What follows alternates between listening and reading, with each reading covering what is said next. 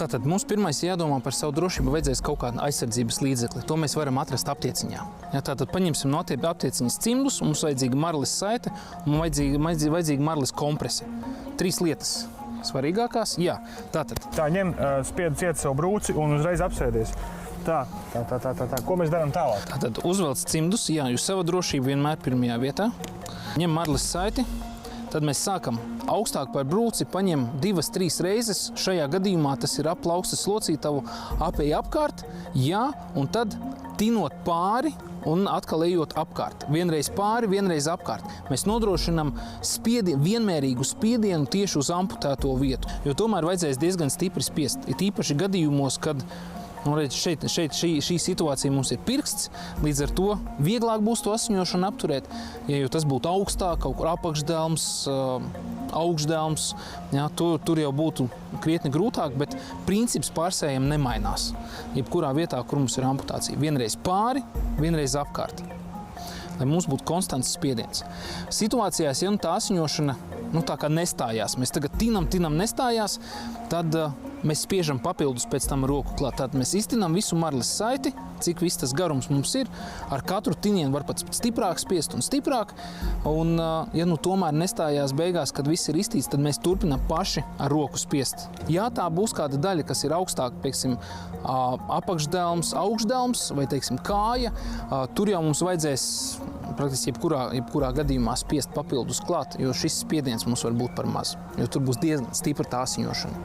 Ja tos asinsvads būs grūti aizspiest. Bet izskatās, ka te ir labi. Ko mēs darām ar amputēto ķermeni? Jā, tad asiņošana mums ir apturēta. Nākamais solis ir atrast amputēto daļu. Šajā gadījumā šeit pat viņa mums ir. Pacēlām, ietinām tīrā materiālā, tagad mums viņš jāliek ūdens necaurlaidīgā maisiņā. Liec iekšā. Esam atraduši amputēto daļu, tad ieliec viņu tīrā materiālā. Tas var būt no aptieciņas marlis kompress, tas var būt krekls, jebkas pie rokai. Liec iekšā, ūdens necaurlaidīgā maisiņā, liekam iekšā un pēc iespējas viņam tuvāk aizsienam viņu ciet. Kad ir aizsiets, mums ir nepieciešams vēl viens maisiņš, vai tas var būt arī kāds spainis, kāds konteiners, kur mēs varēsim iebērt ledu, pieliet klāt ūdeni. Tātad šajā gadījumā mums ir maisiņš, liekam maisiņā iekšā ledu, ledus 5-6 gabaliņi, lejam klāt ūdeni. Jā, tā, lai viss tas ūdeni, viss ledus nosakts, ļoti labi.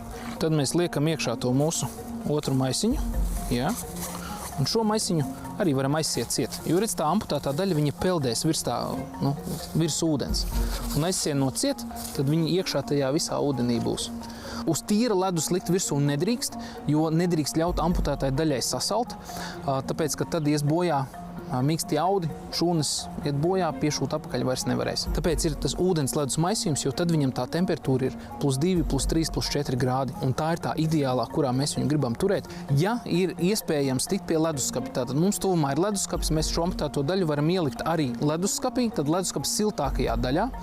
+2, +4 grādi, tā ir tā ideālā temperatūra, kurā vajadzētu tai amputētāji daļai būt. Jo šis ūdens ledus maisījums mums arī nodrošinās šo temperatūru, jo ledum kūstot, viņš arī uzturēs viņu vienmērīgi. Un ar šo visu nemaz necīnīties. Vienkārši, ja mums blakus leduskapis ieliekam iekšā, super. Un tā arī viņš mums tur stāv, līdz atbrauks palīdzība un vedīs tad uz slimnīcu, lai piešūtu atpakaļ.